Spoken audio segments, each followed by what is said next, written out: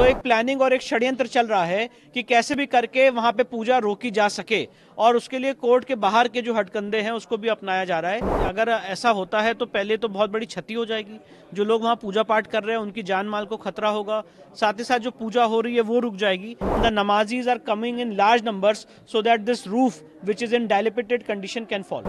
See, it's a very important book, and if anyone wants to understand the history and the truth of Gyan Vyapi, you can go through this book. जो सच है वो इस book में सामने उजागर करने की कोशिश की गई है। जो इसकी लीगल हिस्ट्री है, जो ज्ञान व्यापी हिंदुओं के लिए महत्व रखता है, उसके बारे में इस बुक में बताया गया है। माननीय विक्रम संपत जी ने बहुत ही अभूतपूर्व काम किया और मुझे लगता है ये बुक जो भी पढ़ेगा उसको ज्ञान व्यापी के सच के बारे में पता चलेगा। और इस बुक ने हिस्टोरिकल एस्पेक्ट को डील किया है, लीगल हिस्ट्री को डील किया है, और साथ ही साथ ज्ञान व्यापी में जो हिस्टोरिकल डिस्टॉर्शंस हुए हैं उन सारी बातों को भी इसमें डील किया गया। अभी चूंकि ज्ञान व्यापी मामला चल चुका है, लेकिन हिंदू जो साइड के लोग हैं उन्हें प्रे करने की अनुमति भी नहीं हो रही है कि जहाँ पे इस समय सेलार में पूजा पाठ चल रही है उसके ऊपर नमाज पढ़ी जा रही है, भारी मात्रा में नमाजी आ रहे हैं और ऐसी सिचुएशन उत्पन्न हो सकती है कि वो छत कभी भी गिर सकती है जिससे बहुत बड़ा डैमेज हो सकता है, पूजा रुक सकती है। इसलिए हमने माननीय न्यायालय में एप्लीकेशन दी है कि वहाँ पे जो छत है उसको प्रोटेक्ट किया जाए और जो भारी संख्या में वहाँ पे लोग नमाज पढ़ने जा रहे हैं छत के ठीक ऊपर, उनकी जो क्वांटिटी है उनको कंट्रोल किया जाए जिससे जो कोर्ट का ऑर्डर है उसकी कंप्लायंस हो सके।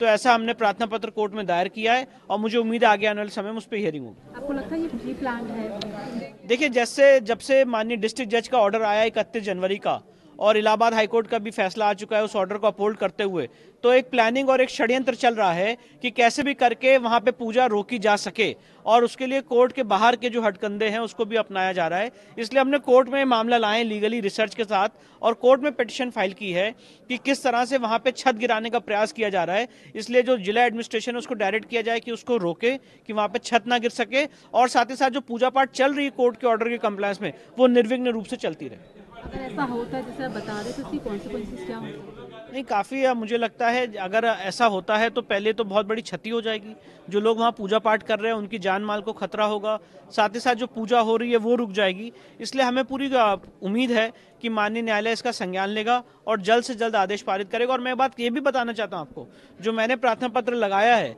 ऐसा सिमिलर प्रार्थना पत्र काशी विश्वनाथ ट्रस्ट ने भी लगाया है। तो इस समय दोनों प्रार्थना पत्र माननीय न्यायालय में इस समय विचाराधीन है। Yes. About the Shiva Deepak launch.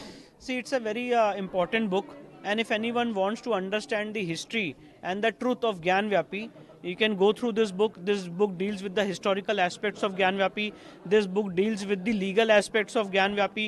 This book also deals with the historical distortions which have been attempted so far as Gyan Vyapi matter is concerned. So this is a tremendous piece of work done by Honorable Vikram Sampath ji, and I think it's a treat for all the people who want to understand the truth of Gyan Vyapi.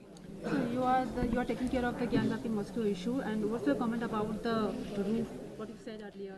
See, there is a precise, I think, very important thing which has developed in Gyan Vyapi after the order passed by the District Judge of Varanasi on 31st of January 2024.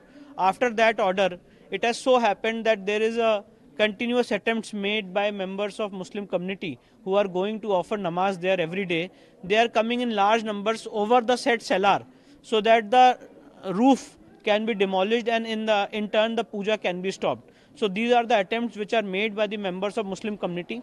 We have filed an application before the District Judge of Varanasi wherein we have asked that the namazis must be restricted so far as their entry is concerned over the roof of the cellar, and apart from that the repair work also must be conducted in the said cellar so that puja which has been ordered by the Honorable Court can go on without any hindrance. So and this similar application has been filed by Kashi Vishwanath Trust also.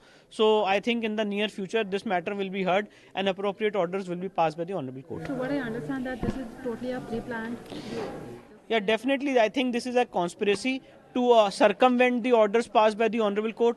The Honorable District Judge of Varanasi has passed an order on 17th of January and 31st of January, and the order has been upheld by the Honorable Allahabad High Court recently. So I think that there is a conspiracy so that this puja can be stopped and the namazis are coming in large numbers so that this roof which is in dilapidated condition can fall.